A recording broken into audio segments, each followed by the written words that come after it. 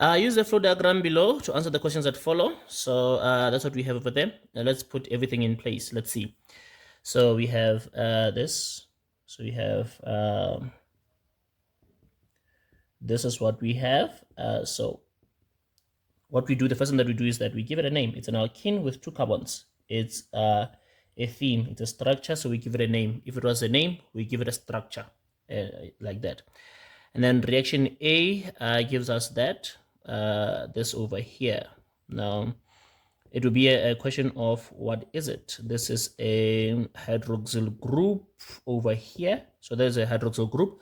A primary alcohol is what we have over here. So how do we get an alcohol from an alkene? That's hydration there. That's reaction A is hydration. We already have that.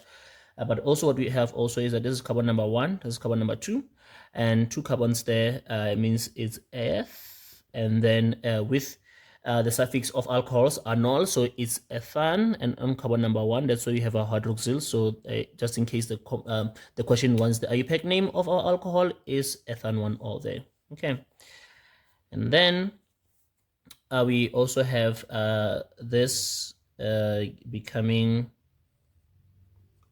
bromoethane. What is bromoethane?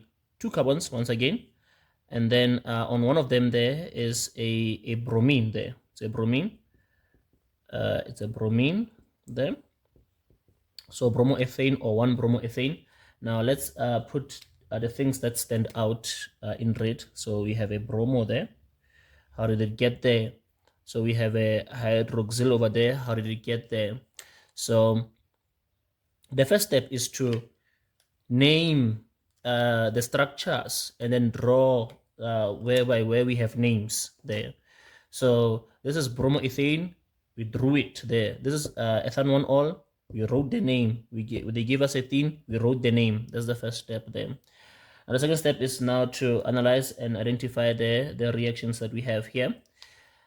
So these 2 reactions, this one, A and B are addition reactions there. We break the double bond and we add something. So what did we add here? We broke the double bond and what did we add? We added hydroxyl with a hydrogen there. So the 2 things that were not there, hydrogen and hydroxyl, and that's water there. So we added water here. So the inorganic reactant there is water. And then when we add water to an alkene like that, that is the reaction is a hydration reaction. It's a hydration, and it requires sulfuric acid catalyst there. Sulfuric acid catalyst like that there. So now the organic reactant is the alkene becoming an alcohol there. Then we analyze it like that. So it becomes an alcohol, and our alcohol is ethan 1-ol. We named it, and then we gave the name of the reaction is hydration. And then we gave the catalyst is sulfuric acid catalyst, and then we give the inorganic reactant there is water there. And the excess water is also a condition as well. So that's reaction A there. Then let's go for reaction B. Reaction B, in order for us to have form an alkene, and then by addition, in order for us to have a haloalkane, homologous series, haloalkane. Hence, we must always have that nomenclature cap on when we analyze this. So this is a haloalkane, but with only 1 halogen. So it's not halogenation, it's hydrohalogenation. So the inorganic reactant required for this to happen is that we must have plus hydrogen bromide, HBr. Now the name of the reaction is hydrohalogenation. Hydrohalogenation that requires an unreactive solvent. And now we get to the condition unreactive solvent as well as no water there. Remember, they did not give us the structure. We drew the structure. So one of the questions might want us to draw the structure as well. So the structure, we drew that, bromoethane. The inorganic reactant is hydrogen bromide. The name of the reaction is hydrohalogenation. Unreactive solvent as well as no water are the conditions for the reaction then. From alkene to haloalkane then. Now, lastly, from alcohol to haloalkane. What happened? Now, it's no longer an addition reaction. Because we are going from single bond to another single bond there. So it means it's no longer an addition reaction. What happened? We can say what happened is that that hydroxyl group was kicked out and then was replaced by a bromine. There was replaced by a bromo. The hydroxyl group was replaced by a bromo. And in order to do that, it's plus what is the inorganic reactant? It can be like something like sodium bromide. We are looking for that bromide so that it can kick that hydroxyl group there. We're looking for that bromide over there. So now sodium bromide there as an example of the inorganic reactant that can be used here. So inorganic reactant, what is the name of the reaction? The name is a halogenation reaction. It's a halogenation reaction. It's a halogenation reaction, and it requires heat as the condition there. So once again, it's about them. Now the homologous series change is from alcohol to haloalkane. What is the inorganic reactant in this case? Is sodium bromide. The sodium bromide, and then the name of the reaction is halogenation. The condition is heat, and then if there were any structures that were not drawn, we draw the structures like we drew this one, and then if there were not names that were given, we give the name for the alcohol like ethanol all over there, and yeah, those things just put everything there, put everything down like that then. Okay, now if once everything is down, now we can have you can answer the questions now. 21.1.1 says write down the type of reaction represented by the following. Reaction A, it's a hydration. Reaction A is a hydration, and then 24.1.2 is B. What is B? We said that it's a hydrohalogenation. It's a hydrohalogenation. It's a hydrohalogenation reaction. And then 24.1.3 C, reaction C is a halogenation reaction. It's a halogenation reaction there.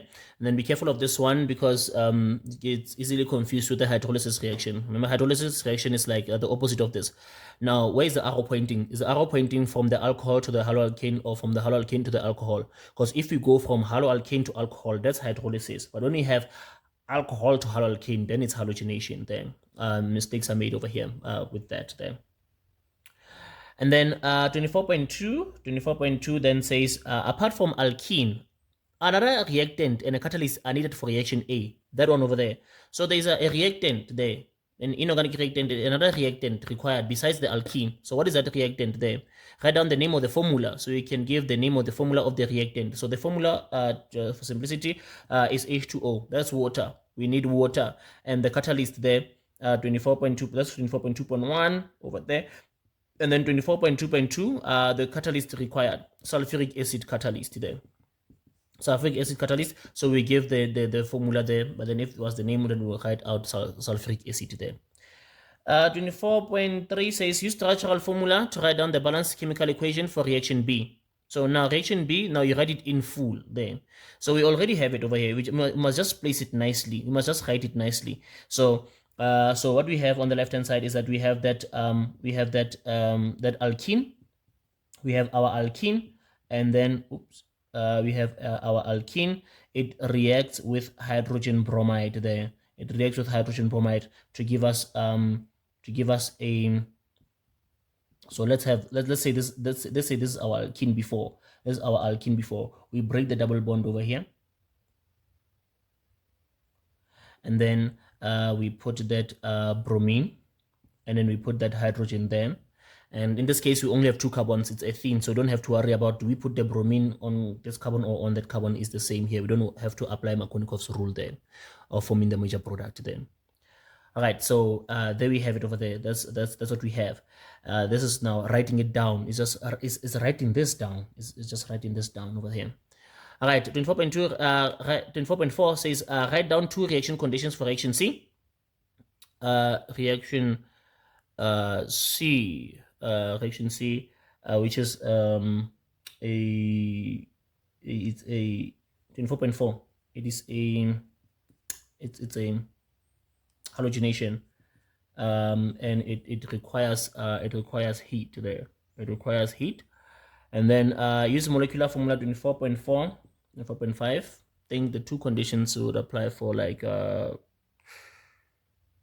hydrolysis there, where it's like melt, heat, and dilute strong base there. I'm gonna have to refer and see if there's actually two conditions there instead of just one. I'll just give one for now. Use molecular formula to write down a balanced chemical equation for the reaction of alkene with excess oxygen. Now, this one is very interesting there because usually we always do combustion with an alkane. But if it's an alkene, then let's do molecular formula and let's do it and balance it.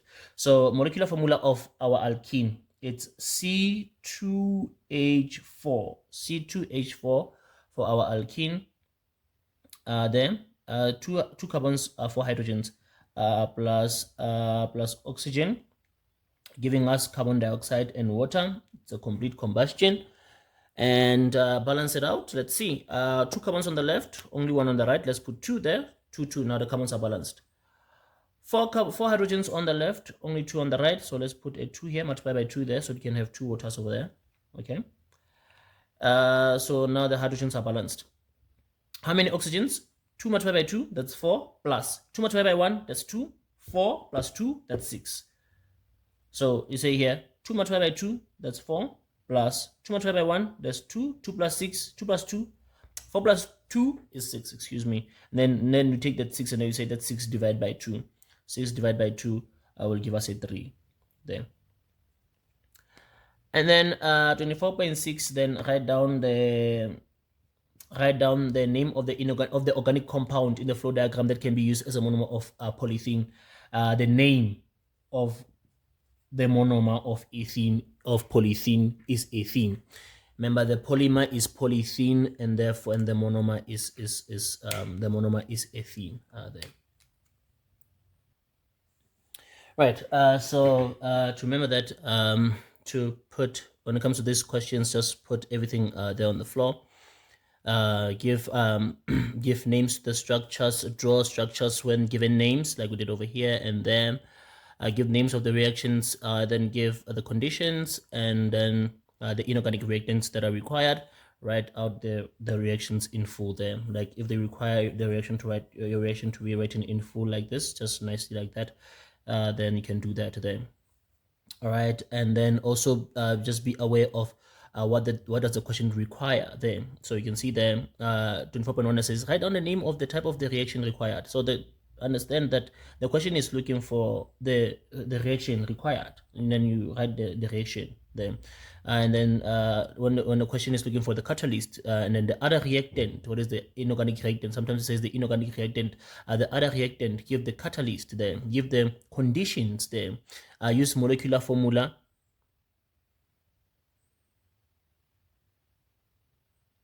to write down a combustion.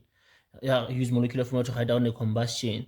Write down the name of the organic compound there. So all the time, just be aware of what the question is requiring you to write there. But then after fleshing everything out there, and then there like that, and then yeah, it's like you have all the answers in front of you like that. So let's see here. We have 1, 2, 3. Then form 5. Them, and then so this is okay, like okay, you can use this marking as an opportunity to recap. From alkene to alcohol, that's hydration, and from alkene to haloalkane with only one halogen is hydrogenation. From alcohol to haloalkane, that's halogenation. The other reactant required for hydration is water, and the catalyst required is a sulfuric acid catalyst. The complete reaction for the hydrohalogenation for reaction B is the alkene with the hydrogen bromide and then becoming the haloalkane there, 1-bromoethane. The reaction condition required for reaction C is heat there. It's heat, although I'm going to have to confirm that it says 2 there. So now for this combustion, it's 1, and then it's 2, and then it's 3 for the balancing there. And then that's just one more there for the monomer of polythene there, that's ethene. Okay. So let's see. So like 9, 10, 14. Yeah, I'm getting 14. 14 for this one. Okay.